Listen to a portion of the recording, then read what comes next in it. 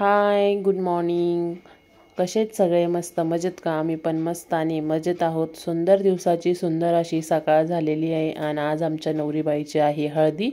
तर हळदीसाठी आमची सगळं तयारी चालू आहे आणि यांच्यामध्ये ना 3 टाईम हळदी लागते. म्हणजे हळदीच्या दिवशी सकाळ, संध्याकाळ आणि लग्नाच्या दिवशी एकदा अशी 3 वेळा हळदी लागते. तर त्यासाठी ना आंटीने थोडंसं हातामध्ये शेण वगैरे घेऊन आल्या होत्या.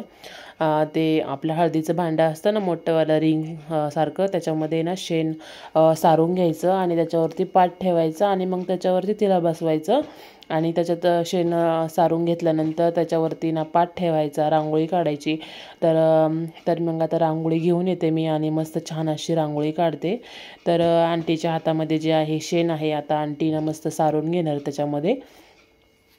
तर बघा आंटीने ना छान असं थोडंसं सारून घेतलं आहे. त्यानंतर मी कडेकडेने रांगोळी काढली, त्याच्यावरती तिला पाट ठेवला आहे. पाटावरती आता रिया बसली आहे आणि वरती जी ओढणी ठेवली ना त्याच्यामध्ये ते आत्याने गुणे वगैरे केले होते ना पुऱ्या, तर त्या पुऱ्या टाकल्या सगळ्यांनी, म्हणजे एक एक एक एक नाही का.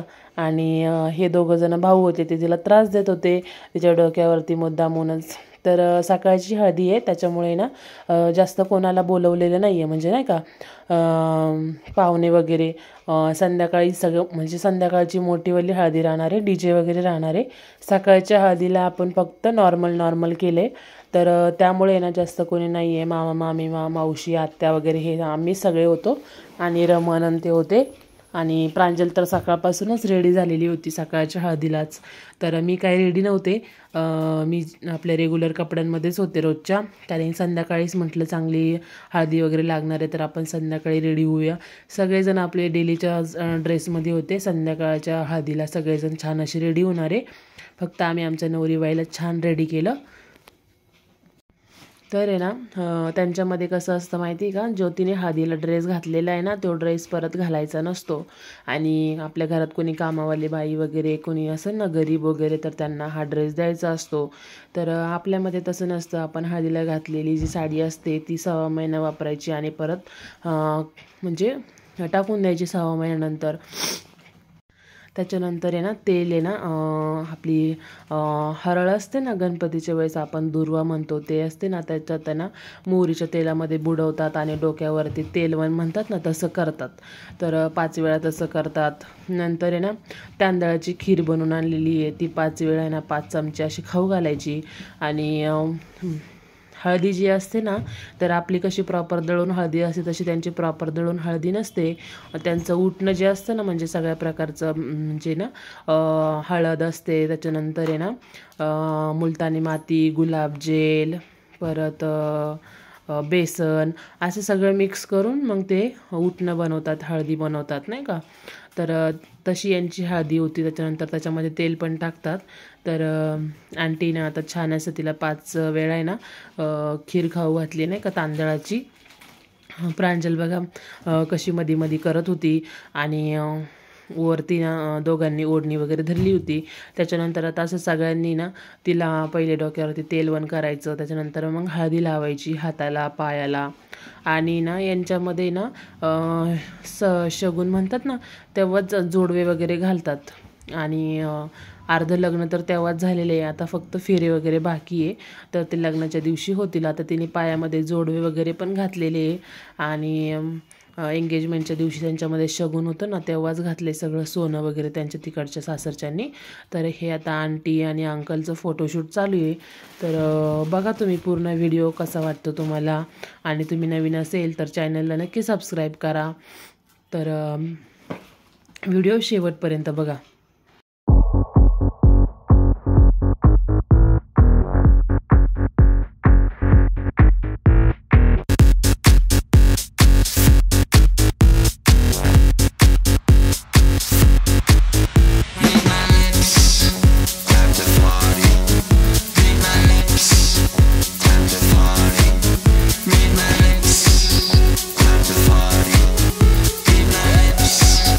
Let's party.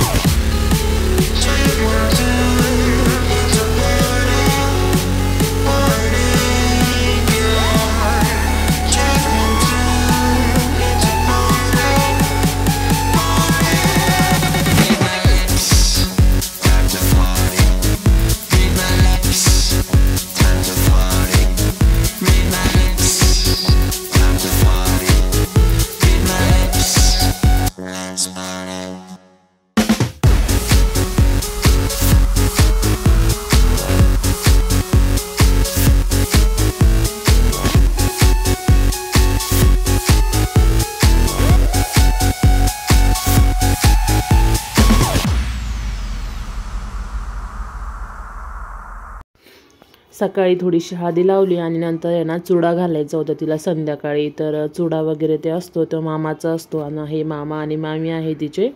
आणि लग्नाचा ड्रेस वगैरे सगळं ओढणी वगैरे सगळं मामाचंच असतं. लग्नाच्या दिवशी पूर्ण मामाचा सेट असतो. तर ते मामांनी सगळं काही बनवून आणलेलं होतं.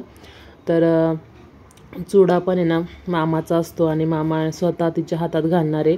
तर मामी आता वेगवेगळं करतायत चुडा आणि सगळ्यांना कपडे वगैरे पण आणलेत आणि आर्याला सोन्याचे इयरिंग्स पण केलेत त्यांनी. तर रियाच्या मोबाईलमध्ये पण मी व्हिडिओ काढत होते, माझ्या मोबाईलमध्ये पण काढत होते, दोघींच्या मोबाईलमध्ये सेम चालू होतं. आणि आता चुडा सेरेमनी चालू आहे. तर फोटोशूटवाले म्हणजे जे कॅमेऱ्यावाले काका होते ते आलेच नव्हते, त्यांना यायला अजून अर्धा एक तास होता. आणि दिवस मावळायच्या अगोदर चुडा घालायचा असं त्यांची प्रथा होती. तर त्यामुळे मग आम्ही मोबाईलमध्ये शूट केलं.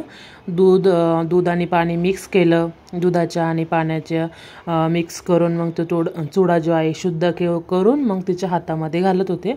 तर मामी ना बांगड्या काढून दुधामध्ये बुडवत होत्या आणि दुधामध्ये बुडवल्यानंतर त्या मामाकडे देत होत्या आणि मग मामा तिच्या हातामध्ये चुडा घालत होते. असे थोडे बांगड्या जसं सेट केलेलं आहे त्यांनी तसंच ते सेट वगैरे घालून मग गुलाबजामुन खाऊन म्हणजे नाही का तिला देऊन गोड घास भरून असं छान असा हा एक प्रथा आहे. ती प्रथा ते चालू होती सगळ्यांची आणि सगळेजण बसलेले होते बघत होते. परत कलिरे वगैरे असतात तर कलिरे पण मामानीच आणलेले होते. प्रांजलला सांगितलं होतं मी थोडंसं त्या साईडने शूटिंग घ्यायला, तर प्रांजल पण शूटिंग करत होती. तर आता ना आपल्यामध्ये कसं ग्रीन कलरचा चुडा असतो, त्यांचा रेड कलरचा चुडा असतो. तर ना आता इथं सगळा चुडा वगैरे चालू आहे. आता चुडा वगैरे झाल्यानंतर परत संध्याकाळची हळदी आहे. तर हळदीचे मी ना 2 ब्लॉग बनवते आहे, कारण की एकाच ब्लॉगमध्ये तुम्हाला या छोट्या छोट्या गोष्टी मला दाखवता येणार नाही आणि सगळं काही छान असं दाखवण्याचा मी प्रयत्न करते आहे आणि छोट्या छोट्या गोष्टी तुम्हाला समजून सांगण्याचा पण प्रयत्न करते आहे नाही का. प्रत्येकाच्या रीतिरिवाज, प्रत्येकाचे नियम वेगवेगळे असतात प्रत्येकाचं नाही का. तर यांचे पण नियम वेगळे आहेत नाही का.